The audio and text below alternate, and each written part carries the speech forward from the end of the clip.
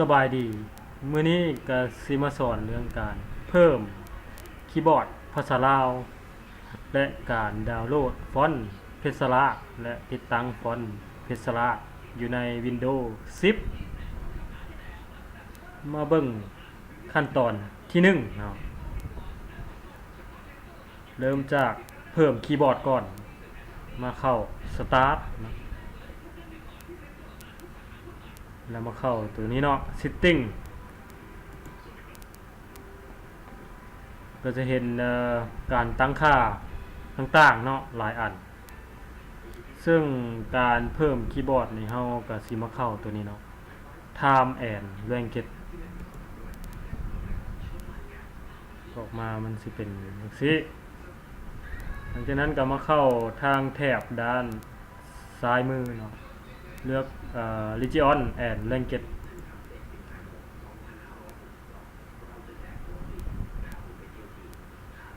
สังเกตว่าอยู่ในนี้เนาะเฮาสิมีแต่ภาษาเดียวคือภาษาอังกฤษนะครับภาษาไทยเนาะ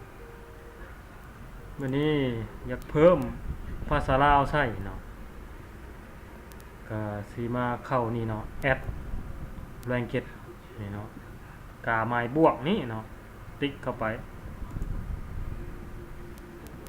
หลังจากนั้นมันสิให้เลือกภาษาที่เฮาอยากเพิ่มเนาะอยู่ในนี้มันสิมีปุ่มให้เซิร์ชเนาะเฮาก็พิมพ์ลาวเข้าไปเนาะมันสิมีภาษาลาวออกมาให้เฮาเลือกติ๊กใส่เนาะภาษาลาวหลังจากนั้นเฮาก็กด next ไป next แล้วก็กดปุ่มนี้เนาะ install เนาะ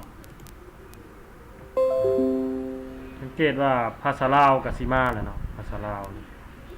อันนี้มาเบิ่งอยู่นี้เนาะเบิ่งอยู่อันคีย์บอร์ดเด้นะมีภาษาลาวพร้อมบ่ได้แม่นสำเร็จเนาะสำหรับการเพิ่มคีย์บอร์ดภาษาลาวลงอยู่ใน Windows 10ขั้นตอนที่2ไว้เนาะเฮาสิไปดาวน์โหลดฟอนต์เพชรลาเนาะมาติดตั้งอยู่คอมนี่เนาะเฮาก็มาเข้าดาวน์โหลดอยู่ในเว็บเบราว์เซอร์เนาะ Google Chrome นี่เนาะซึ่งว่าตัวนี้เฮาต้องมีอินเทอร์เน็ตเนาะต้องได้มีอินเทอร์เน็ตเฮาก็มาเข้าGoogle ก่อนเนาะ google.com หลังจากนั้นเฮาก็เข้ามาพิมพ์ชื่อฟอนต์เลยเนาะเพชรสลัด OT แล้วเข้าไปแล้วอยู่ในนี้มันสิมีให้ดาวน์โหลดเลือกเข้ามานี่เนาะมันสิมีให้เลือกดาวน์โหลดเฮาก็เลือกดาวน์โหลดเอาตัวทมิตเลยเนาะซึ่งว่าล่าสุดนี้มันอัปเดตวันที่31 เดือน 5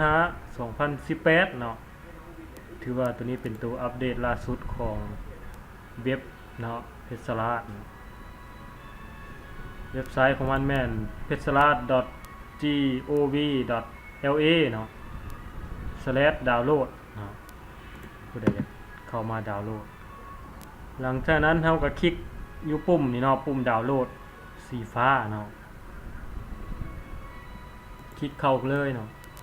ปึ๊บมาก็สิได้เลยเนาะเพราะว่ามันขนาดมันน้อยเดียวเนาะบ่ฮอดเมกเนาะขนาดมันเท่าใด 97.7K